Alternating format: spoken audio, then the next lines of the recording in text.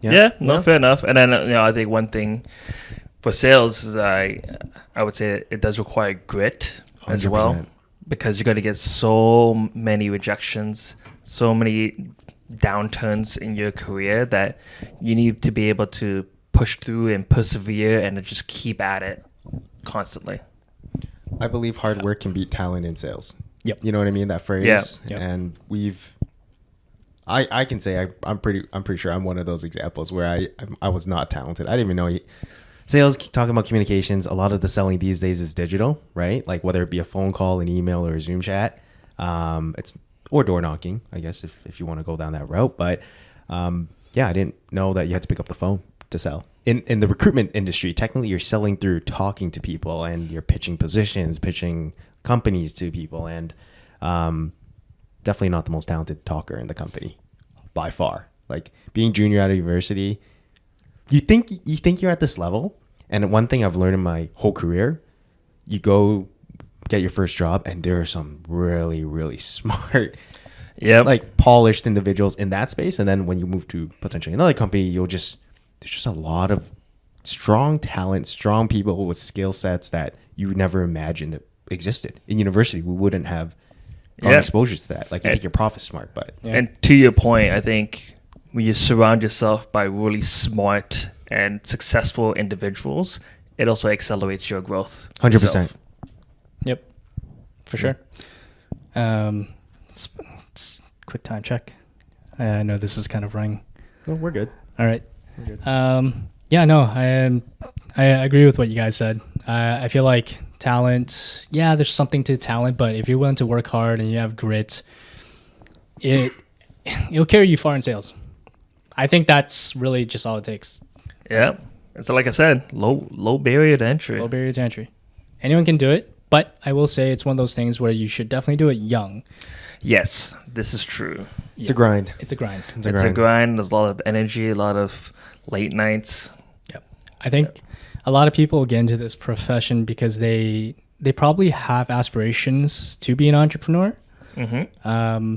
And fresh out of university, you might not have the luxury to not have a salary job, but it's a great way to learn about business overall, because you get to speak to business owners, people in leadership management positions, and find out like how a business actually operates, and then you learn how to solve their problems. And that's really the key to business. At the end of the day, you're learning about business problems and how to solve them.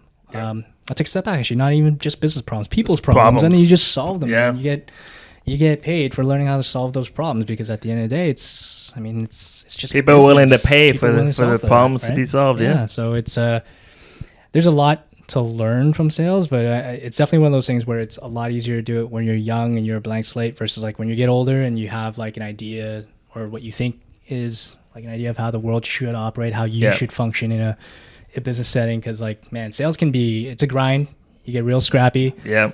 Lots of late nights, like Pressure. pressure. It doesn't get easier as you get older, right? So yeah, I mean, if you have the hunger and willingness to do it, it's definitely something that I suggest to do in your 20s. I think I think people should try it. Yeah. Give it a shot. Yeah. When you're young, and if it's not for you, it's not for you. People, it's okay, and that's okay. I think it's at least after that. I do have a question for both of you. Maybe still within this topic, but there's been studies in science and psychology and all this type of stuff about how much money it takes for you to be happy, right? And it's, I think, around $70K, something along those lines. So for both of you, like, how did making $100K versus $70K, like, did it change anything for you? Was it life-changing? Was it life-changing? Were you happy once you made this $100K? So, like, we've been talking about how to get there, but how did it make you feel when you actually got there? Go ahead, Terrance. You seem like you have something to say. No, I just, I'll be honest, I don't think it made me any happier between 70 to 100.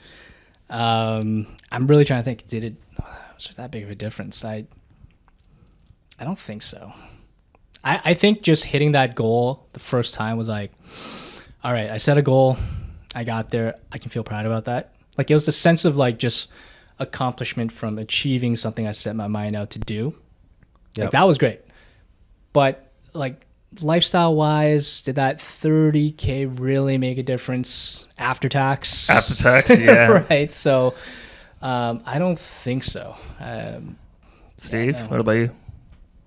I agree with Terrance to a certain extent, but I think it did for me because I'm pretty money driven in general. Okay. And I had some financial targets or financial tangible products that I wanted to purchase eventually.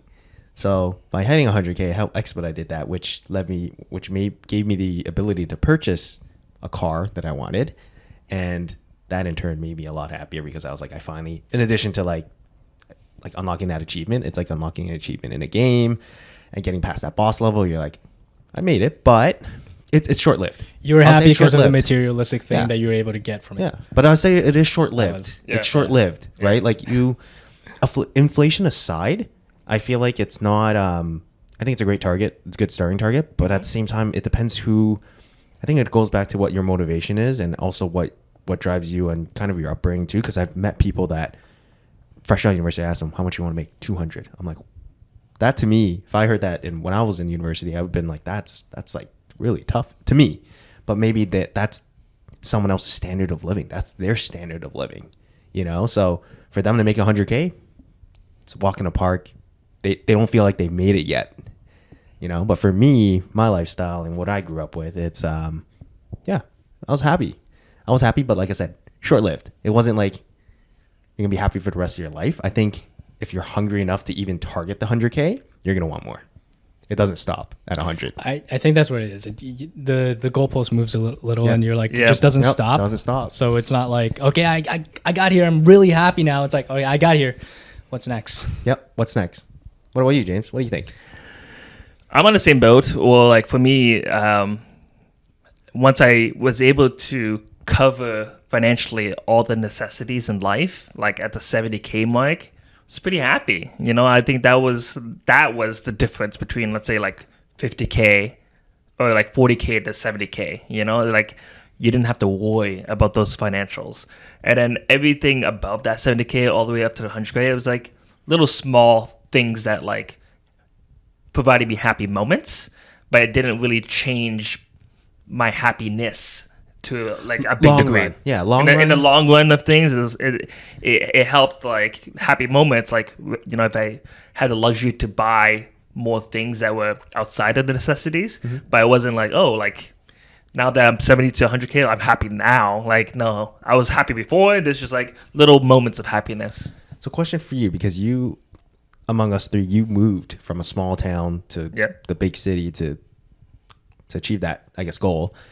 Would you be equally happy had you stayed in your Kitchener, Waterloo, Right. making that type of money? Or is it being in a new city, achieving that goal, being surrounded by that being kind of the norm? What are your thoughts? Right. Yeah, no, that's a good question because it's like, yeah, it's 70K in Kitchener the same as 100K in Toronto. And there's a lot of arguments to say that it is the same.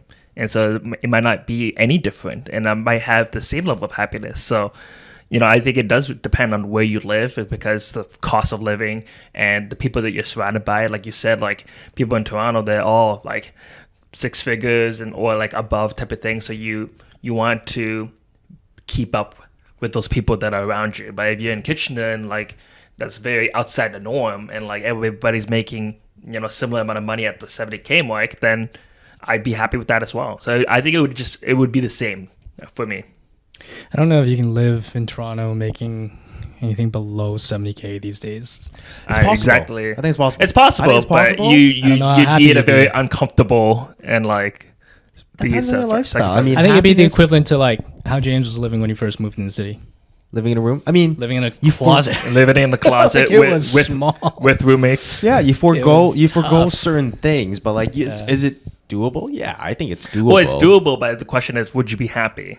Depends. I Yeah. think depends. Some people value different things, right? Like True. we clearly seem to be more money focused, right? Someone might value health a little bit more, and they might be, you know, Yeah. content with. They don't care about space, car, house, materialistic things. Well, here's how I would equate it. That for me, my happiness does equate to my level of independence.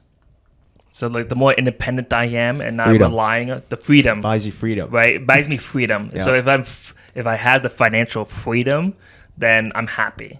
And if I make anything below that requires me to sacrifice my freedom in any sort of way, then I'll be super unhappy. Fair. Yeah. Yeah. Yeah. What was I know we asked this before, but like, what's the first thing you guys bought when you guys hit that 100K mark? Like, did you guys?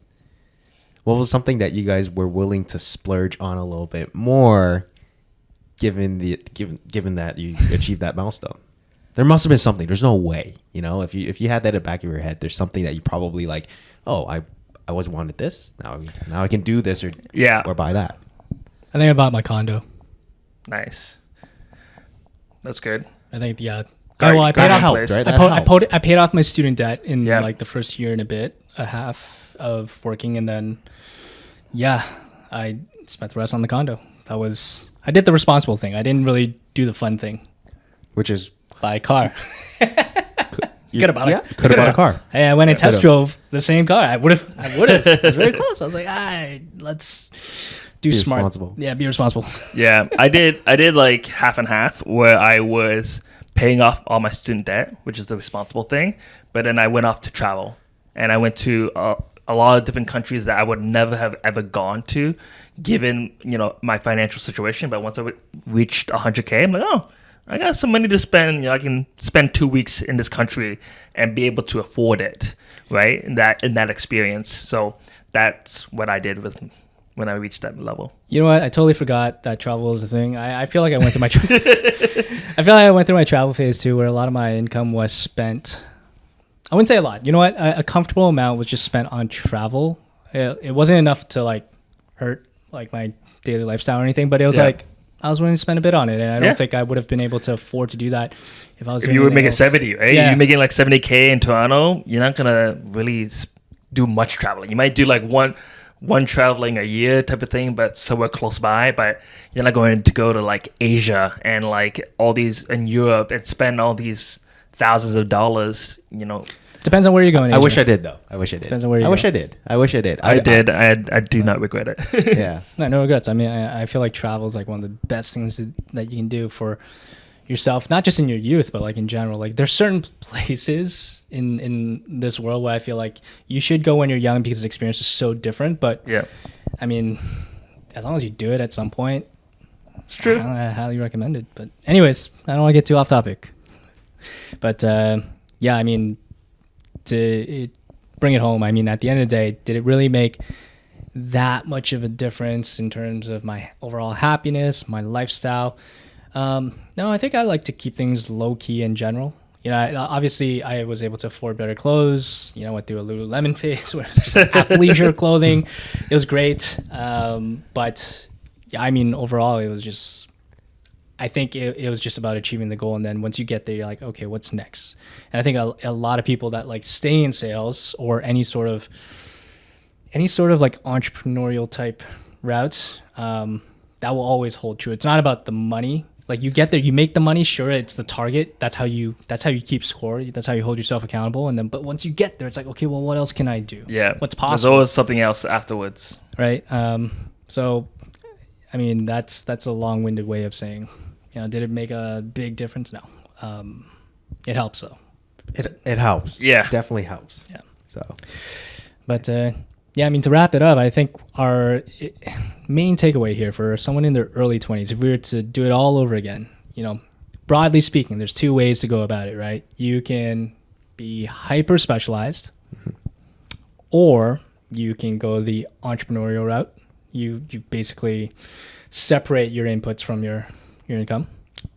And then if you want to get a bit deeper into that, our personal experience says tech, sales, and then I think your third one was, correct me if I'm wrong here, but like something around the social media, like that space. Something involving social or like digital Content creation. Content creation. Yeah, which in a way is just finding leverage, because once you create content, you can leverage that content to make money over and over and over, and you no longer need to put in time to recreate that content because it's already there. So that's an option that we didn't like. We had, but it wasn't like fully developed the way it is today. So I mean, it's definitely a route that we'd encourage anyone that has the aspirations to do it. Like, in your early 20s, take that risk. We personally, for me, I have friends that are in that space. They are independently wealthy. They do quite well for themselves, and they were one of the early adopters, I guess you say. Yeah.